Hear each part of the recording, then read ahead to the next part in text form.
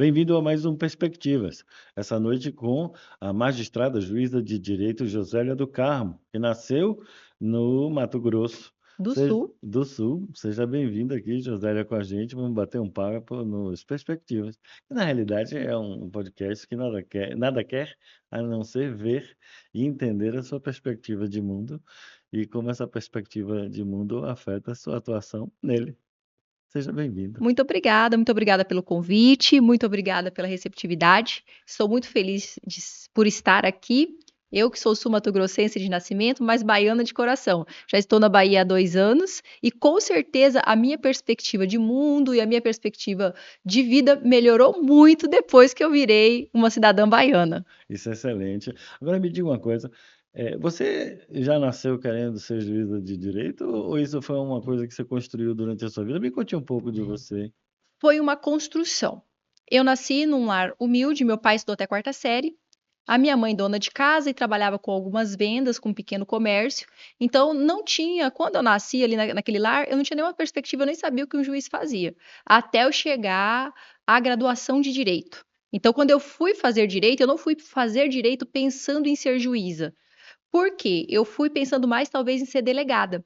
E para isso eu fiz um concurso da Polícia Militar, eu fui soldado da Polícia Militar. E foi no desenvolver das atividades da Polícia Militar, atendendo às ocorrências, que eu passei a me imaginar julgando aqueles casos que eu via iniciar. Então, às vezes eu ia num local, numa ocorrência de Maria da Penha, de furto, e eu pensava, meu Deus, como que vai ser isso? Eu tô aqui no início, a gente vai conduzir para a delegacia, lavrar o boletim de ocorrência, mas como vai ser o fim dessa história? E eu pensei, nossa, como eu estou aqui vendo as histórias nascerem, talvez eu possa ser uma pessoa que possa contribuir com o poder judiciário decidindo. Por quê? Porque sempre tinha uma piada até, né, falando, mas como que um juiz é um juiz que passou o tempo todo na academia, o tempo todo no curso, o tempo todo estudando, o tempo todo voltado para os livros, porque realmente eu estudei por 8 anos consecutivos, fora a graduação, e como essa pessoa vai julgar se ela não conhece? Então eu pensei, nossa, eu tô aqui conhecendo os fatos, vivendo a realidade. Tive a oportunidade como soldado da Polícia Militar, trabalhar no 1º Batalhão de Polícia Militar lá no Mato Grosso, em Campo Grande, na atividade fim, na rua, de fazer inserções em presídios. Então, por exemplo, a lei de execuções penais, além de conhecer na teoria, tive a oportunidade de conhecer na prática e como uma soldado da Polícia Militar, lá na base. E foi é incrível isso, mas foi a partir do momento que eu passei a atender as ocorrências e observar essa conduta humana, porque é interessante isso, mas a sociedade às vezes não sabe, mas o PM é o primeiro conciliador. Porque quando às vezes acontece uma situação, aí liga-se para o 90 e o policial chega lá e ele é o primeiro conciliador. Quantas vezes nós tivemos que conversar, aconselhar, resolver quando é possível? Claro que quando é um crime de ação penal pública condicionada ou incondicionada, a gente tem que conduzir para a delegacia. Mas quantas vezes era alguma situação que o autor do fato, o autor do delito já não estava mais no fato e a gente tinha que conversar com a vítima, conduzir a vítima. Então, a partir dali, eu pensei que eu poderia contribuir com o Poder Judiciário por estar conhecendo uma realidade social diferente e uma realidade social que me daria uma bagagem, um arcabouço para ser uma magistrada melhor. E por isso que eu escolhi a magistratura estadual. Justamente porque a atuação que eu tinha eram dos crimes e das leis e do dia a dia de um juiz estadual. Agora me diga uma coisa, não é comum a gente ver, hoje até mais, mas ao longo da minha vida eu não via muito, sobretudo quando eu era mais jovem, não via muito mulheres policiais, né?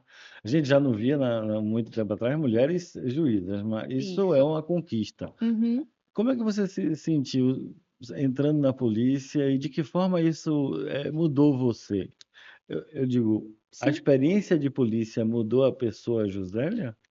Olha, primeiro, quando eu fiz o concurso para a Polícia Militar, um limite de vagas. Apenas 10% das vagas eram destinadas a mulheres. Então, justamente por isso que tem poucas mulheres na polícia. Hoje eu acredito que essa lei tenha mudado. Na Polícia Civil eu sei que não tem, mas na Polícia Militar tinha uma lei que estabelecia que era 10%. Então, digamos, eu acredito que o concurso era para 300 vagas, 30 mulheres. Então, nós já éramos mesmo uma minoria da minoria. Enquanto eles dividiam a gente em pelotões, ali com 20, 30, 40 pessoas, se num pelotão tinha 30 homens, tinha apenas 10 mulheres, ou 5 mulheres. Então, nós éramos uma minoria. E com certeza, muitas pessoas que conviviam comigo acreditavam que eu não ia conseguir passar pelo treinamento. Por causa da minha fragilidade, por causa da minha delicadeza, porque eu sempre gostei de me arrumar, sempre gostei de me produzir, e nunca fui, mas eu consegui passar pelo treinamento, isso também foi um desafio para mim, eu até estava brincando, eu consegui passar pelos treinamentos que quem foi policial militar sabe, e quem sabe que não são treinamentos fáceis, de pular muro, de entrar em residência, em casa, na época, com gás lacrimogênico, para poder sentir, para poder saber como vai ser no dia a dia. Então, a gente faz um treinamento pesado, tanto da É um atividade treinamento física, militar, né? e isso, um curso de formação militar, com ordem unida. Então, assim, dentro dessa perspectiva, isso me fez refletir acerca de alguns aspectos que eu não concordava, mas nunca questionei, porque eu também sempre gosto de estar inserida num sistema e não questioná-lo a ponto quando eu sei que eu não vou conseguir mudar aquele ambiente. Então, diversas coisas ali me fizeram questionar até que ponto aquela atividade era a que eu daria continuidade na minha vida, o que provavelmente não iria acontecer, mas me ensinou muito. Eu acredito que eu me tornei uma pessoa mais disciplinada, até eu falo bastante de disciplina para os meus alunos, e eu acredito que esse período, positivamente, o que a PM contribuiu? Primeiro, esse viés e esse olhar que talvez eu não tivesse me tornado uma magistrada, que foi a partir dali que surgiu o desejo no meu coração de julgar aqueles casos que eu estava vendo o começo, eu queria ver o fim, como ia ser. E nessa questão da disciplina, da resiliência, de saber, até porque como realmente tinha essa questão, esse curso é muito pesado, de conseguir passar foi uma forma também. Mas de qualquer forma, você vestiu uma farda, colocou uma arma na cintura e saiu para enfrentar a violência do mundo, contê-la, mas, sobretudo, estar exposta a ela. Sim. Isso lhe modificou como pessoa? Olha, me fez. É engraçado isso também, por isso que eu falo que as experiências sempre vão ser pelo olhar de quem está passando Claro. e pela perspectiva de quem está passando, me tornou uma pessoa mais humana. Mais humana? Sim, poderia ser o contrário, poderia me tornar uma pessoa mais fria. É o que está acontecendo, por exemplo, hoje com algumas notícias que saem no jornal, que algumas polícias estão, recrudescendo a violência e sendo mais violenta, é o que tem passado em algumas A reportagens, minha mas isso não representa a experiência, polícia em geral. Eu não. acho que é uma pequena minoria. É. Mas isso é um fato, mas você está exposta, por exemplo, a sofrer violência da criminalidade, receber tiro, bala, sair correndo. E Isso. isso não é uma atividade que se espera, pelo menos eu acho até isso uma visão preconceituosa, isso tem que ser mudado, porque eu sou completamente a favor das mulheres em todas as posições, eu acho que introduz uma maneira de ver o mundo diferente. Mas é brabo isso, né? Exatamente, foi uma escolha que à época foi muito questionada pela minha família, principalmente pela minha mãe, porque eu acredito que nem o meu pai nem minha mãe esperavam que a filha fosse se tornar uma policial militar, mas que realmente como era uma escolha, assim como a magistratura é uma escolha, eu sempre penso que nós escolhemos o que nós queremos fazer. É uma escolha para alguns consciente, para outras inconsciente, e para mim sempre muito consciente. Mas a minha pergunta é: você realmente já participou de tiroteio, aquela coisa Na de verdade, eu acredito que eu tive algumas ocorrências de maior impacto, que sim, não chegou a ser uma troca de tiro, mas que me impactaram, que me assustaram e que me trouxeram aquela adrenalina e o medo. sim. Tive em algumas situações, mas nada que tenha rompido nada que tenha rompido a minha questão mesmo da humanidade e de saber que existe uma questão social por trás de toda. Eu não estou dizendo que não tem, as pessoas não tenham que ser punidas, elas têm. Claro. E ali, como magistrada hoje, eu faço a dosimetria da pena, aplico diante dos fatos, tudo, mas que mesmo nesse contexto de violência, existe uma sociedade inserida nesse contexto. Algumas pessoas vão delinquir, eu vejo muita falta da família, a base, assim, observando que aquelas pessoas, elas teriam sim outra escolha. Porém, ela foi criada dentro de uma sistemática e dentro de um lar que aquilo era do cotidiano e ela fez aquela escolha de dar uma continuidade dentro daquela comunidade que ela vivia a praticar o delito e o crime. Mas na realidade o Brasil, com algumas carências de oportunidades, acaba levando determinadas pessoas à criminalidade, não por vontade, porque nenhuma criança, você pode perguntar a qualquer criança de 10, 8 anos, ela nunca vai dizer: "Eu quero ser bandido quando crescer", ela quer ser outra coisa. Então, a criminalidade passa a ser uma estratégia de sobrevivência porque outra não foi possível. Olha, Ou você eu enxerga de discordo forma um diferente? pouquinho. Eu discordo porque eu acredito que a falta de oportunidade e a falta de perspectiva, ela não vai fazer com que a pessoa busque o ilícito. Tem outras questões dentro de uma questão de caráter, porque senão eu teria que generalizar. Que todas as pessoas que nascem, e não é verdade, que todas as pessoas que nascessem nesse contexto e que não tivessem essa oportunidade, elas iriam buscar o ilícito. E isso não é verdade. Por quê? Então, você acha que Quando, existe uma questão de caráter aí nessa história? com certeza, e eu acredito que os aspectos psicológicos, sabe, muitas das vezes eu diria que 50%, 50%, que o ambiente influencia, mas que não deixa de ser uma escolha da pessoa. E eu vou dizer para o senhor, por quê? Para você, melhor dizendo, Por favor.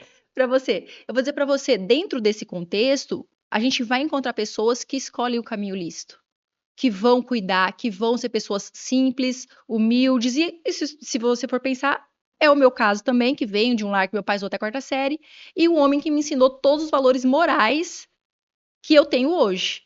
Então, Estudo e caráter não exato, tem não tem nada a ver nada a com ver. Exatamente. E ele também não teve tantas opções sociais na vida, mas ele escolheu o caminho trilhado. Então, dentro dessas questões, na verdade, o que eu penso, até pensando numa ressocialização da pena, agora como magistrada, que seria um dos vieses que a gente busca dentro da magistratura, mesmo quando você aplica uma sanção penal, uma pena, um dos objetivos é ressocializar. E dentro dessa perspectiva de ressocialização, o que nós precisamos é ter esse aparato psicológico, É, porque romper esse ciclo é, é muito difícil. esse pessoal que fala E muito. inserir a pessoa dentro do sistema penitenciário sem uma estrutura e sem uma capacitação, que é o que nós não temos, fica muito difícil de reeducar e de é, é, ressocializar. Essa é uma questão muito debatida no pessoal que fala no direito penal mínimo ou na própria abolição Sim. do direito penal, que é uma questão que tem estudado, o pessoal tem estudado Uhum. isso, não necessariamente eu concordo com isso, mas quando a gente coloca a perspectiva de ressocialização, é estranho pensar que a gente vai retirar uma pessoa do convívio da sociedade para que ela aprenda a conviver em sociedade. É meio estranho isso, não? É estranho, e eu diria que dentro dessa questão da sanção penal, o que se tem que ter é um sistema que consiga reeducar. O cárcere, a prisão, vai, de alguma forma, ser uma sanção que vai dar também uma resposta à sociedade, e tem a questão preventiva, que é o inconsciente coletivo, de saber, olha, eu não vou fazer porque a consequência é a prisão. No entanto, que a banalidade, ela gera criminalidade. Isso é Esse é o conceito de prevenção geral. prevenção geral, isso. E Agora, aí, esse conceito de prevenção geral, na realidade, ele trata não sobre o que a pessoa fez, mas no potencial do que a pessoa pode fazer. exato, Mas aí é contrário, a ideia isso, de que ninguém mas pode ser punido senão por algo que fez. isso, não, mas a questão da sanção e dessa questão da necessidade que se tem essa resposta é sim importante, eu vejo como importante. Porém, o nosso sistema carcerário, mesmo progressivo, mesmo nessa questão de ter uma progressão de pena, de ter uma regime fechado, semiaberto e aberto, ele não consegue ter o que a própria LEP exige. A lei de execução penal. Sim, que são E- psicólogos, assistentes sociais, pessoas capacitadas que estejam ali e que possam auxiliar. A nossa massa carcerária, o ambiente carcerário não consegue cumprir o seu papel. Eu diria que é Você, mais um papel do Poder Executivo do que do Poder Judiciário. E enquanto o Poder Executivo não conseguir organizar a questão do sistema penitenciário, as sanções vão continuar não gerando os efeitos que elas deveriam gerar. você está me dizendo, na realidade, que essa carência acaba sendo transformando o cárcere numa universidade do crime, como já se disse. Exato. Infelizmente. Agora, a sua mudança de policial, da arma e do poder concreto da violência perto de si, para a execução, o longa-manos do Estado, Uhum. eh, do poder. Como foi essa transformação na sua cabeça? Pois é, eu tive que passar por um processo, porque o que aconteceu? Quando eu exonerei da Polícia Militar, eu me tornei professora da Universidade Federal. Então, olha que eu vivi em 2 universos, e isso é muito interessante, porque eu saio de um militarismo e vou para um ambiente acadêmico em que a pluralidade de ideias numa universidade federal, e todo mundo que estudou pelo Brasil em uma universidade federal sabe que ali a pluralidade de ideias, o campo de liberdades e de tudo aquilo que são direitos e garantias fundamentais dentro da questão da liberdade de pensamento, da liberdade de crença, da liberdade de manifestação. Eu saio de um lugar reprimido, que é o militarismo, em que não se tem uma liberdade É real, da própria é da característica. característica. No entanto, que as decisões do Supremo Tribunal Federal são: não pode fazer greve, realmente não combina, não pode se manifestar. Então, e eu saio e eu vou para um ambiente que é o outro extremo. E às vezes eu analiso isso. Porque eu vou para um ambiente que é das liberdades, que são os meus alunos que estão ali, que são os meus colegas professores, para os quais eu quero mandar um abraço da Universidade Federal, que realmente eu convivi com os professores de história, que são professores mais aí da. Então, eu saí de um universo que era totalmente fechado e fui para o campo das liberdades fundamentais. Ali ensinar, aprender e talvez isso tenha gerado ainda mais equilíbrio. E o amor pela docência surge ali. Então, a Josélia que sai da PM, ela não se torna automaticamente uma juíza. Ela tem um período de transformação muito longo na sala de aula. Não apenas estudando e ministrando as aulas, mas também vivendo esse período de liberdade de pensamento, de permitir que o meu aluno pensasse e se expressasse e que eu pudesse também me expressar. Porque eu vinha de um sistema mais. Imagine um soldado da Polícia Militar. Eu vinha de uma repressão de fala em que eu não tinha um lugar de fala.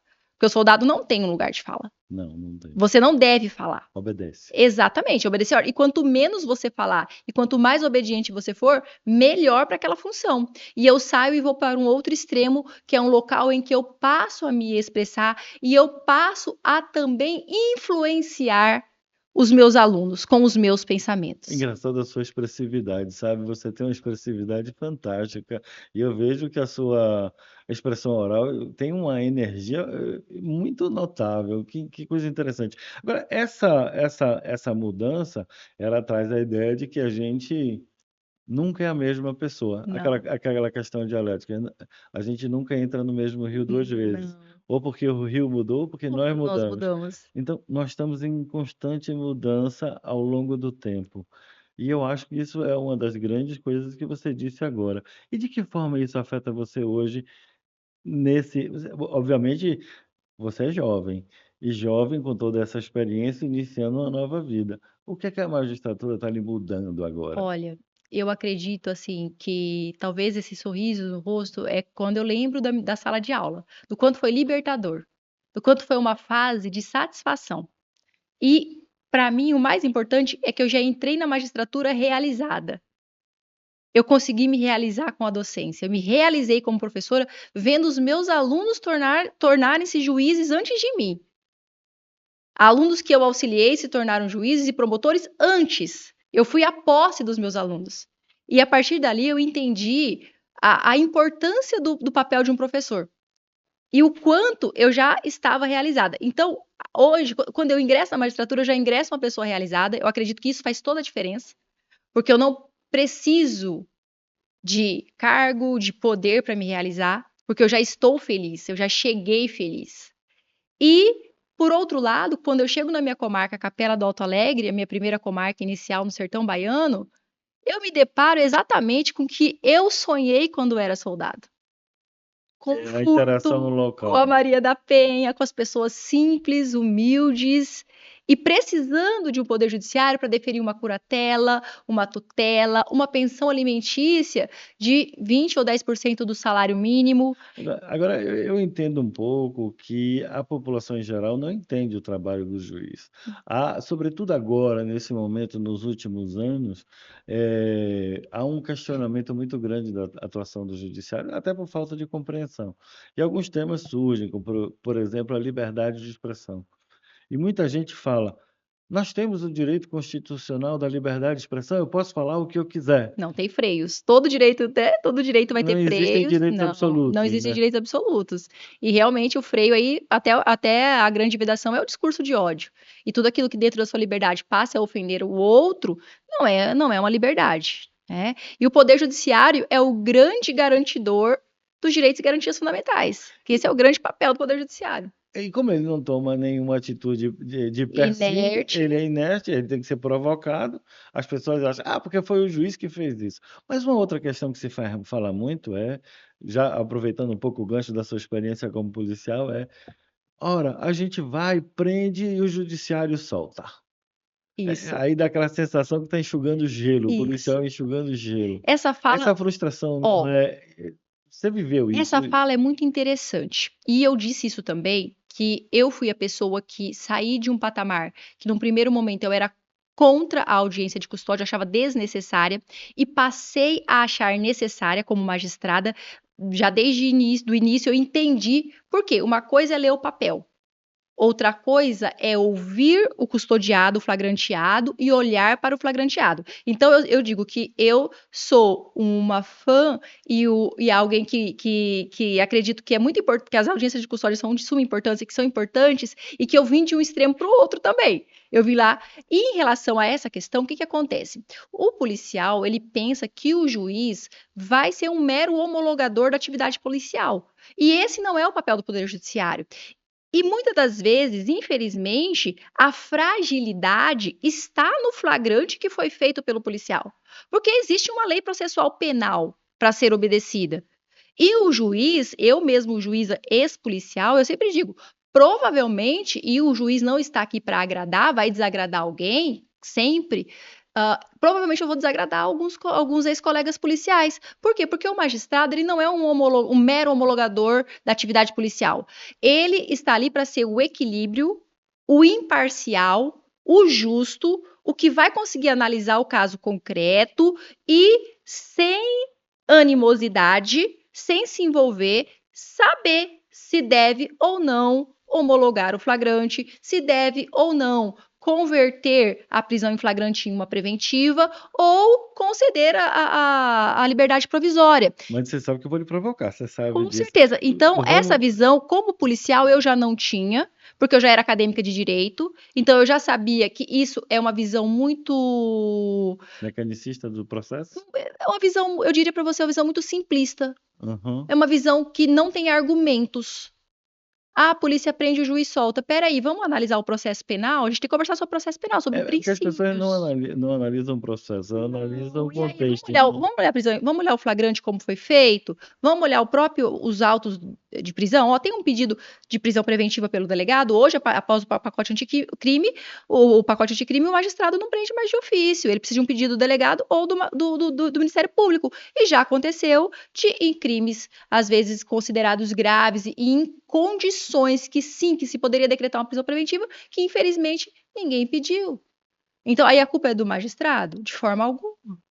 Né? Mas a sociedade e as pessoas. Por isso que o magistrado tem que estar muito bem e saber que a função do magistrado não é agradar e não é ser herói. A função do magistrado é ser justo, equilibrado e aplicar a justiça no caso Mas concreto. aí vem agora a minha provocação, eu acho que eu estou achando ótimo esse bate-papo, sobretudo porque você responde muito bem, né? Aí a minha provocação é a seguinte: nós todos somos seres humanos. Sim, E ao longo da nossa história nós vamos acumulando visões de mundo, e essas sim, visões de mundo muitas vezes são, eh, digamos assim, influenciadas por determinados valores que estão inseridos na sociedade. O racismo é um com deles. certeza. Uhum. Então, e você veio para a Bahia, né? Obviamente, sua Sim, realidade no Mato Grosso era uma, e vindo aqui na Bahia, a Bahia é muito mais colorida, graças a Deus. É sim, uma sociedade que tem engrandeceu-se com a influência de diversas culturas, eh, mas você vê que o cliente do judiciário, sobretudo na área penal, é muito mais de origem sim, afrodescendente. sim, Então, como é o impacto da análise disso? E será que você se pega pensando sobre essas questões? com Eu certeza. gostaria de E eu saber sua diria opinião. assim, infelizmente, a maioria dos presos e dos apreendidos e das pessoas que são conduzidas são pessoas negras, pretas ou pardas e pessoas pobres.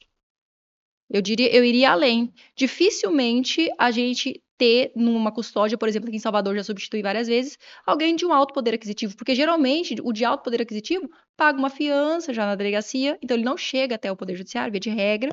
Então, assim, realmente essa seletividade do direito penal que é falada na teoria, infelizmente, ela existe na prática. Não tem como se negar isso, principalmente na justiça estadual. Mas como o processo de desconstrução do que a gente chama de racismo estrutural é um processo contínuo que nós precisamos fazer, todos precisam Todos, fazer todos todos, os todos, dias, todos. como é esse processo na sua própria cabeça? Olha, realmente, eu acredito, até quero citar aqui o curso da Infam. Quando nós ingressamos, eu me recordo do doutor Edinaldo, que é juiz, e que ele ministrou uma aula que eu nunca vou me esquecer na minha vida. Porque ali eu começo a enxergar alguns aspectos, porque como eu venho de origem humilde, por muito tempo eu neguei sim, eu pensava que não existia. Eu falava, não, todo mundo que é pobre sofre o mesmo preconceito. E hoje eu vejo que eu estava errada. Por quê? Porque realmente, e até eu falei com eles acerca disso, tem uma fila que é feita, e ele tem um jogo que é feito, e realmente as pessoas pretas e as mulheres pretas ainda mais sofrem um preconceito muito maior e sofrem situações muito piores do que as pessoas brancas. Então eu acredito que vir para a Bahia, e já a partir do meu curso de formação, com certeza me fizeram uma pessoa melhor. E enxergar que sim, que existe racismo, que tem que ser combatido e que nós devemos, como Poder Judiciário, como agente público, estar à frente de uma campanha antirracista. Mas eu sei também que você é da Associação dos Magistrados, ou seja, você já Sou. se engajou não só no judiciário, mas também no associativismo, né? Já. A gente aqui na Associação Comercial, a gente acredita muito no associativismo Sim. e a gente defende que unidos, sobretudo com o nosso presidente, que fala muito da transformação através da participação. A participação é transformadora e ela muda o mundo. Você está participando também da sua associação. De que forma você está transformando a magistratura a partir de lá? Olha, eu tenho tentado desempenhar, eu acredito muito na mudança social pela educação, por isso que eu sou professora. E por isso Uhum. que eu gosto de ministrar os meus cursos, porque a educação mudou a minha vida. Então, quando eu procurei a associação, quando eu ingressei na associação, minha primeira ideia era uma visibilidade positiva da magistratura. Por meio de um podcast, por meio das próprias redes sociais, a gente E você construiu. está fazendo o Tô podcast. fazendo, tô fazendo podcast, a gente tá fazendo uma construção nas redes juntamente com a Cláudia, que a gente vai começar a narrar agora como funciona o plantão judiciário para que a sociedade saiba. Por quê? Eu entendia, e quando busquei a associação, eu entendi o seguinte, que nós não poderíamos ficar à mercê da imprensa, sempre. Que nós temos que construir e mostrar quem são os magistrados, porque a ignorância ela sempre vai fazer a distância à ignorância. E pós-Constituição Federal de 1988, não existe um poder que esteja distante. Ele pode sim ser imparcial, ser inerte, mas a Constituição Federal de 1988, por meio dos próprios princípios de dignidade da pessoa humana, pluralismo político, tudo aquilo que tem ali dentro do artigo 1º da Constituição, não permite que nenhum dos poderes seja distante das pessoas. Nós vamos continuar sendo imparciais, nós vamos continuar sendo inertes, porém, a própria mudança social e o próprio texto da Constituição cidadã, porque quando a Constituição Federal de 1988 é promulgada, ela é considerada uma Constituição cidadã. Se eu tenho uma Constituição cidadã e se eu tenho um poder judiciário ali no artigo 2º, dentre um dos poderes, o que eu idealizava quando eu pensei no podcast e pensei nessa questão das redes, era a gente construir uma narrativa mostrando o poder judiciário de uma forma que isso não violasse a segurança institucional, de uma forma que isso não violasse os direitos e prerrogativas e de uma forma que isso não violasse a imparcialidade, construindo uma narrativa para mostrar, porque eu sempre olhava na imprensa, às vezes as pessoas criticando o poder judiciário, ou às vezes noticiando só situações que não eram benéficas para o poder judiciário. Só que a grande Isso vende mais notícia do que falar bem. Exato. E a grande e esmagadora maioria dos magistrados e do Tribunal de Justiça do Estado da Bahia são pessoas que estão trabalhando muito, honestas, honradas, que dedicam a grande parte da sua vida à sociedade. E eu gostaria que a sociedade refletisse dentro dessa perspectiva do nosso podcast e das nossas redes, quando eu fui, busquei e passei a fazer esse trabalho, o que seria de um mundo sem o poder judiciário? Como seria o Brasil sem o poder judiciário? Onde é que a gente pode ver você no podcast? No canal do YouTube da AMAB, tá? Amab, Depois, Amab é, e YouTube TV AMAB. TV Amab. TV AMAB. Que legal. Vamos aí, pessoal, assistir o TV Amab, Isso. prestigiar que dá E, para. e as nossas redes sociais, o @AMABBA, EMAB, porque eu sou a coordenadora pedagógica, uma das coordenadoras pedagógicas, uma das diretoras, é importante frisar isso, que eu não sou a única, uma das diretoras de comunicação, tem vários colegas que são, e uma das coordenadoras pedagógicas da escola. Interessante. Agora eu quero lhe fazer uma outra pergunta. Sim. Muito se fala do protagonismo do judiciário em determinadas questões, retirando a pauta do próprio Congresso ou da A decisão questão do popular. ativismo judicial, né? Esse protagonismo, esse ativismo, como é que você vê isso? Olha, eu vou lhe citar um texto do ministro Barroso, em que ele fala dessa própria Constituição Federal de 1988, que pós 88, graças aos direitos e garantias fundamentais, e há uma lacuna histórica que nós tivemos no Brasil de não garantia, porque o que acontece? A emenda 01/69, que foi o AI-5, o famoso AI-5, um texto anterior à Constituição Federal de 1988, ele é um supressor de direitos. Então, a Constituição Federal de 1988, ela vem, num primeiro momento, e é uma Constituição ainda jovem, é uma Constituição ainda jovem. Sim. Ela vem e, num primeiro momento, ela traz esse arcabouço e essa grande quantidade de direitos e garantias fundamentais. E o porquê que o Poder Judiciário passa a ter um protagonismo? Devido à lacuna estatal e ao tempo em que nós não tivemos direitos e garantias fundamentais garantidos. E pelo próprio contexto e pelos próprios princípios inseridos no texto constitucional, o Poder Judiciário ganha esse protagonismo. Então, o que eu penso acerca do ativismo judicial? Não há que se ingressar na esfera do Poder Legislativo, não. Os poderes têm que ser independentes e harmônicos, magistrado não tem que legislar, não é o papel. Porém, trabalhar como um garantidor de direitos fundamentais, que é o papel do Poder Judiciário. Esses princípios e valores estão dentro do texto constitucional, Uhum. mas eles não são norma concreta, eles são norma programática, né? Alguns, na verdade, nem todos. Por quê? Dentro do próprio artigo 5º, alguns direitos e garantias fundamentais são normas de eficácia plena. Sim, Não vão mas, ser. mas os Uhum. princípios também, de certa forma, Sim, pela sim, sim. Isso. sua força normativa. Normativa, isso. E vão ter uma aplicabilidade de alguma maneira imediata, até porque o artigo 5º da Constituição, salvo engano, vai ser o parágrafo 1º, que vai falar acerca disso, vai falar que mesmo nos direitos e garantias fundamentais, mesmo quando se tem um de eficácia limitada ou um de eficácia contida, mesmo assim eles têm uma aplicabilidade imediata. Né? Até o próprio José Afonso da Silva, que criou a classificação mais famosa, ele fala que a aplicabilidade não se confunde com a aplicação. Que aquela aplicação imediata que está no artigo 5º lá no parágrafo, não vou ter 100% certeza se é o primeiro ou se é o terceiro, ela não se confunde com a classificação que ele está fazendo, em normas de eficácia plena, contida e limitada. Não, que mesmo numa norma de eficácia limitada, de conteúdo programático, vai ter uma certa aplicação imediata. Por isso que nós vamos ter um mandado de injunção, que é para quando houver aquela omissão do Poder Legislativo, para que o Poder Judiciário, de alguma forma, Mas atue. de certa forma, a injunção não é um elemento que está nas mãos do juiz de primeiro grau. Via de regra, não. Só se for uma omissão da Câmara Legislativa. O que é muito, muito raro. Hoje em Raro, dia você raro, vê raro, raro, alguém raro. movimentar Isso, uma situação como raro. essa. Aham. Agora, o dia a dia do juiz de primeiro grau é muito mais próximo do povo, É próximo obviamente. da realidade dos fatos, né? Assim, da questão são demandas mais simples, cotidianas. É claro que aí vai depender da comarca que o colega tá. Tô falando de Capela do Alto Alegre. Vai depender, é claro que a depender da comarca, mesmo o magistrado de primeiro grau vai trabalhar com questões complexas, mas Situações simples podem ser juridicamente extremamente complexas, né? podem, concordo. Mas é no dia a dia que você vê, no caso concreto ali na sua frente, você vê as injustiças, as carências, a falta de presença estatal. E para a gente, que o Brasil, nós temos uma Constituição muito. Uhum. eh, Ela contém muitas normas, ela é muito abrangente, E a presença do Estado, pelo menos na mentalidade e na própria existência do Estado, é muito forte. Ou seja, as pessoas esperam que o Estado atue.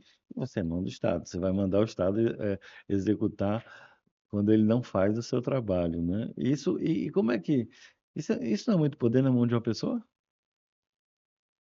Olha, eu acredito que dentro das ponderações e utilizando-se as ferramentas e os princípios mesmo constitucionais, eu acredito que sim, é possível uma ponderação, né? Que não é um excesso de poder. Na verdade, a forma como isso vai ser feita, no caso concreto, e as necessidades, elas vão impor os próprios limites. O Poder Judiciário também não está sem um controle. Né? Nós temos as instâncias recursais, nós temos o Conselho Nacional de Justiça hoje, que faz um controle da atividade. Então, dentro dessa perspectiva, eu entendo que não, Mas o juiz também é ser humano, né? com certeza. E ele também Antes tem. de, e tem que ser sempre ser humano, né? Para poder sempre se conseguir. Mas o ser humano ele traz em si várias facetas, as facetas boas e as facetas criticáveis, né? Sim. Nenhum magistrado está fora disso também, né? Das Não, com facetas certeza não. criticáveis. Nós todos somos passíveis de erro, não é à toa que tem as instâncias recursais, e também, com certeza, até essa fala da questão da imparcialidade, tem uma discussão na humanística, né, dentro das questões de filosofia e sociologia, se realmente existe um magistrado que é imparcial, né, que na verdade, dentro da questão filosófica, que realmente a visão de mundo vai acabar influenciando a decisão, com certeza. Agora, você obviamente tem uma experiência muito grande e um conhecimento muito vasto, dá para perceber pelo nosso bate-papo aqui, mas se diz muito que o magistrado ele é obrigado a ficar muito tempo fechado em salas de aula ou em salas próprias, estudando, e ele se desconecta um pouco com a realidade. Você não vê dessa forma, não, vê? Olha, na verdade, durante o período em que a gente tem que estudar para concurso, nós vamos ter que abrir mão de algumas atividades. Então, durante os meus estudos, principalmente eu que trabalhava e estudava, eu tive que, durante um período, sim, abrir mão de algumas atividades. Porém, isso não vai tornar o magistrado alguém fora do contexto social ou fora do mundo, até porque a maioria trabalha. Então, assim, só de ter que trabalhar aí, você está ali dentro de um contexto que não é somente a sala de estudos. Eu acredito que ao longo dos anos, essas características também foram mudando. Porque passou-se a exigir 3 anos de prática jurídica a partir da emenda 45. Antes da emenda constitucional 45, terminou a graduação, amanhã poderia tornar-se juiz. Passou no concurso, né? Amanhã poderia passar no concurso. Após a emenda constitucional 45, e uma das ideias da emenda constitucional 45, que instituiu o CNJ e inseriu dentro do texto constitucional a exigência dos 3 anos de prática jurídica, para que o magistrado não viesse para a atividade sem ter exercido antes uma função que o desse esses 3 anos de prática. Justamente para não ser, talvez, esse ser tão imaturo e tão distante da realidade. Talvez tenha sido esse o objetivo, alguém que já tenha trabalhado. É porque na Alemanha, por exemplo, eles exigem, depois da formação de direito, são 10 anos de preparação até se assumir o que eles chamam de juizado de pequenas causas, e Uhum. depois ele vai progredindo na carreira de juiz. São sistemas São sistemas diferentes. diferentes. E eu Nos Estados acredito Unidos, muito. ele é eleito pelo povo. Eu Aí acredito. cada país tem Cada sua país tem solução. sua solução. E eu acredito muito que essa questão de idade também não vai representar maturidade. Maturidade está mais relacionada às experiências e à forma da visão de mundo da pessoa. Mas Porque nós vamos ter pessoas que nunca vão amadurecer dentro da sistemática psicológica ou dentro do arcabouço e da visão de mundo dela. Então, talvez essa questão de um juiz maduro e preparado, claro que a experiência vai somar sempre. Sempre. Nunca vamos menosprezar a experiência. Por quê? Porque a experiência nos dá, com certeza, confiança, segurança, parcimônia, mas também não podemos confundir essa questão de estar maduro e estar pronto com uma questão de idade ou de experiências anteriores apenas e tão somente. agora, vamos mudar agora de assunto, Vamos. porque eu acho interessante. Você saiu de Mato Grosso e veio para a Bahia. De que forma a Bahia se revelou para você? Porque aqui a gente está na frente do quadro de. Isso é um quadro de Portinari, Uhum. que representa a chegada da a família real portuguesa aqui em Salvador, em 8 de janeiro de 1808. E ele é um quadro bastante significativo, né? Porque você tem aí Dom João VI, alguns nobres que têm o rosto efetivamente desenhado e a maioria do povo sem rosto, que são os relegados. Mas isso é a Bahia daquela época. Como a Bahia de hoje entrou na sua cabeça, na sua pele, na sua existência? Olha, eu vou ser um pouco simplista. Eu sempre quis morar em um estado que tivesse praia. Porque o Mato Grosso do Sul fica 1.500 quilômetros da praia mais próxima. Nós estamos no Centro-Oeste. Então, num primeiro momento, o que mais me atraía, não vou mentir, mas sendo simplista, poxa, eu vou morar próximo à praia, é um estado legal.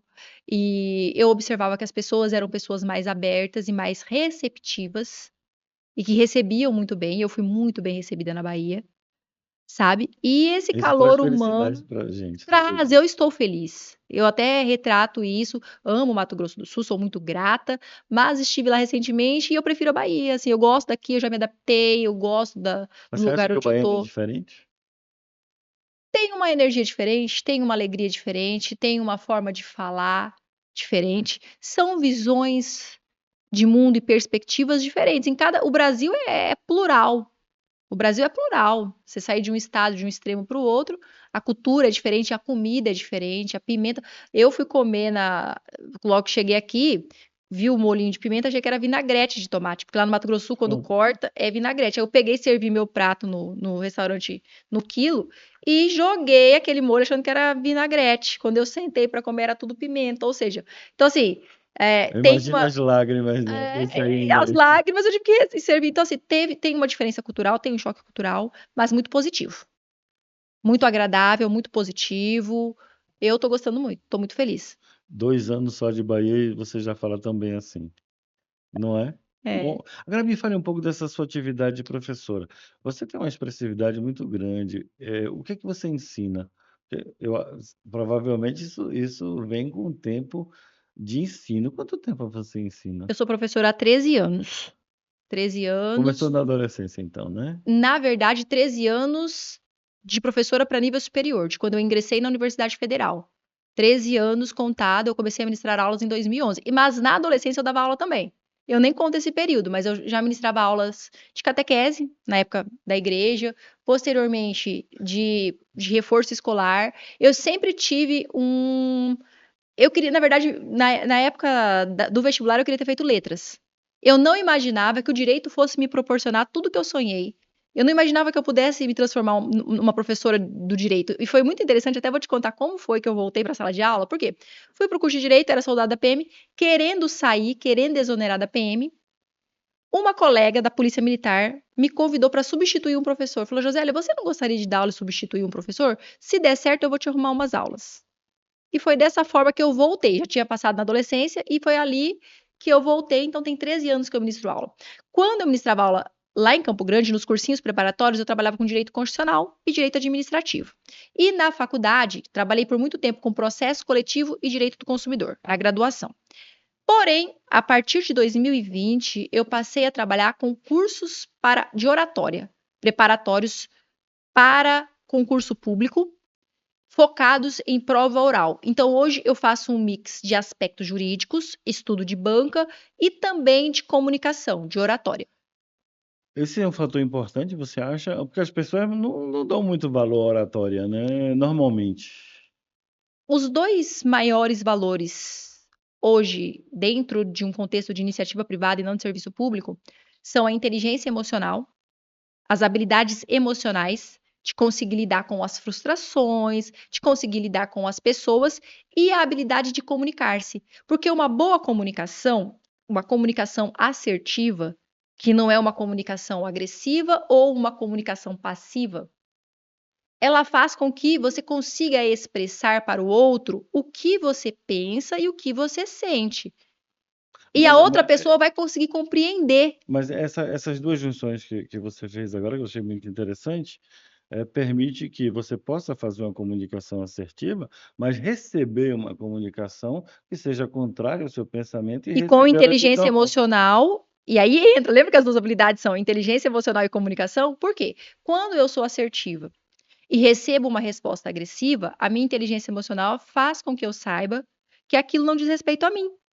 e eu não vá me alterar ou entrar nesse ponto agressivo. E com a minha calma, e com a minha tranquilidade e com a minha assertividade, eu consiga conduzir esse diálogo para que isso não se torne um conflito. Mas você não acha que o advogado, sobretudo advogado de júri, que tem aquela verbosidade um pouco mais, o que eu chamo um pouco mais tradicional e clássica, quando a gente experimenta experiências judiciárias fora do país, a gente vê que é diferente. Lá não há uma verbosidade como se estivesse fazendo um discurso de como se fazia antigamente. É uma conversa e uma troca natural de argumentos lógicos. E o emocional aqui no Brasil parece que é muito mais forte do que a lógica por trás do argumento. Como é que a gente concilia essas Isso. duas Na posições? verdade, quando você traz o júri tem a necessidade da sustentação oral e o juiz do júri não é o juiz togado. O juiz presidente apenas preside e, ao final, fixa a pena. Já os jurados É que têm a íntima convicção ali dentro do. E vão julgar. Então, tem-se a necessidade de, durante um júri, utilizar-se de argumentos e maneiras de comunicação que são distintas de uma audiência em que não é do tribunal do júri. Então, o seu curso não é só para juiz, o seu curso é para qualquer pessoa que fala que precisa usar argumentos orais, né? Sim, exatamente. O meu curso de oratória, atualmente nós oferecemos cursos voltados para as provas orais, porém, a partir de agora nós vamos também para o público jurídico de maneira geral ofertar cursos, tanto de sustentação oral, quanto de oratória, de como se falar, de como se comunicar, com base nos fundamentos filosóficos da oratória. Isso tudo você montou uma escola sua? Como é que funciona Na isso? verdade, eu ministro aulas num curso preparatório, em que há uma sociedade, né? Tem donos, tem uma parcela de sócios de sociedade. E eu sou professora, minha atividade fim é ministrar aulas, e eu também sou professora da Escola de Magistrados. Então, eu dou aula num curso chamado Suporte 24 Horas e dou aula na Escola de Magistrados da Bahia. Lá nessa aula, você dá aula para os seus próprios colegas, né? Na verdade, atualmente, para os concurseiros, nós tivemos um curso para o MP Bahia e vamos abrir, de maneira geral, um curso de oratória para o público jurídico em geral. E aí, juízes, promotores, advogados, acadêmicos, quem quiser comunicar-se de maneira assertiva, desenvolver habilidades de fala, estará convidado para os Mas, nossos cursos mas, pela ai- EMAB. mas ainda em direito administrativo e constitucional ou outras matérias? Atualmente, o curso de oratória ele é focado mesmo em técnicas de comunicação, e Não, aí, dentro desse curso de oratória mais voltado para o público em geral, nós vamos trabalhar com audiência simulada civil, audiência simulada crime e sustentação oral, e também uma forma de apresentação de trabalho acadêmico. Porque, quer queira, quer não, na graduação, às vezes o aluno vai ter que apresentar monografia, ele é tímido, ele não consegue, então vai ser um curso de oratória voltado para o público jurídico. bom, uma coisa que você falou, eu queria voltar um pouquinho atrás, Tá. você falou um pouco da questão da inteligência emocional E e da e comunicação. da comunicação. Uhum. Mas a gente sabe que as gerações vão se Mudando. mudando e se transformando e tal. Uhum. O que a gente percebe hoje é que os jovens estão muito mais, digamos assim, menos tendentes a lidar com a frustração de uma maneira mais fácil. A frustração está ficando cada vez mais difícil de Sim. se lidar.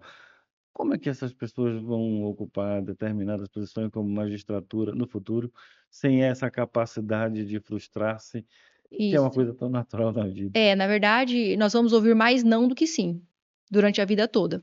Bom, eu sempre ouvi mais não do que sim. Sempre ouvir mais não do que sim. Então você sempre vai se frustrar muito mais do que receber situações positivas. Isso é natural. Então, o que que eu penso acerca das gerações atuais? Essa questão do imediatismo. Porque hoje a conversa no WhatsApp é em questão de segundos. Ah, tô com fome, pega um iFood. Isso não acontecia no passado. Não. Então, as respostas têm que ser todas muito rápidas e todas positivas e todas muito boas, e a vida não é assim. O judiciário, sobretudo, né, assim, que é uma velocidade completamente Diferente, diferente, e muito nem mais. deve. Aqui eu vou parafrasear um desembargador, desembargador Rui Celso Florenci, que é lá do Mato Grosso do Sul, e que ele começou uma live com uma música do Almir Sater, ando devagar, porque já tive pressa e leve esse sorriso. Porque ando devagar porque já tive pressa. O Poder Judiciário não pode andar na celeridade que a imprensa e que o mundo quer. Porque o devido processo legal, ele deve, com base no artigo 5º, inciso 78 da Constituição, ser célere, porém essa celeridade deve respeitar os direitos e garantias fundamentais. Então, a celeridade não pode impedir que o advogado tenha acesso aos autos, que o prazo de manifestação seja dado às partes. Não se pode atropelar o direito processual, seja o civil ou o penal, para se ter. Então, é uma celeridade dentro de uma necessidade ali, adequação do processo.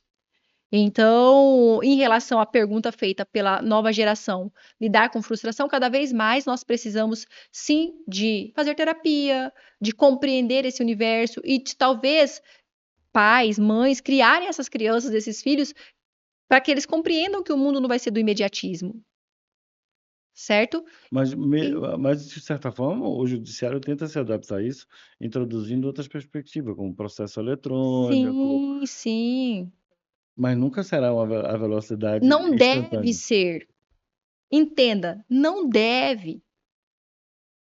O poder judiciário não deve ser instantâneo. Por quê? Porque vai ter a necessidade de um contraditório, de uma ampla defesa, de uma garantia, e isso é feito ali dentro de uma sistemática que vai levar um lapso temporal. Agora, você não acha Algumas decisões pautadas em cognição sumária? sumária, sim.